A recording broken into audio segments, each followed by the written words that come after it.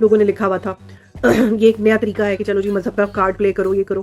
This is so unfortunate because آج کل کے زمانے میں اگر کوئی بالکل ایسا ہی ہے، بالکل ایک حدیث میں بھی ہے کہ اسلام پر ایمان پر چلنا ایسا ہی ہے جو سنگاروں پر چلنا ہے. آپ لوگوں کو شرم آنی چاہیے. نور بخاری انم فیاض کے حق میں بول پڑی.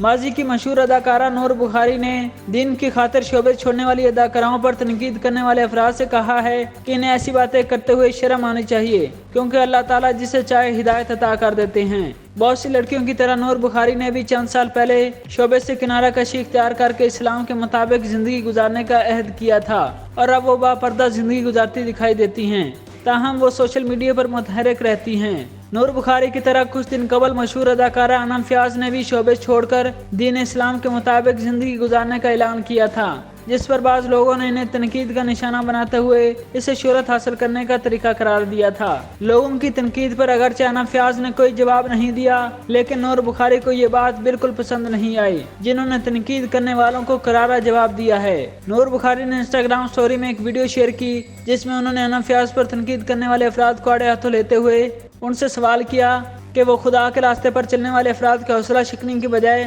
حوصلہ افزائی کیوں نہیں کرتے.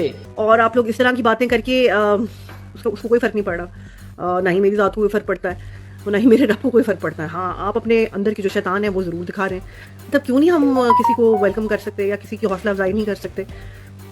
جو اللہ جسے چاہے اس کو ہدایت دے، جب چاہے ہدایت دے. اور یہ اللہ کی نشانیوں میں سے ایک ہے جب اللہ تعالیٰ کسی ایسے شخص کو چنتا ہے جو کہ ایک ڈفرینٹ پیتھ پہ ہے اور وہ پرومیننٹ فگر ہے، اور وہ جب اللہ کے راستے پہ جاتا ہے تو it's Allah's way to show you کہ میں ہوں، ایسے میں دلوں کو بدلتا ہوں.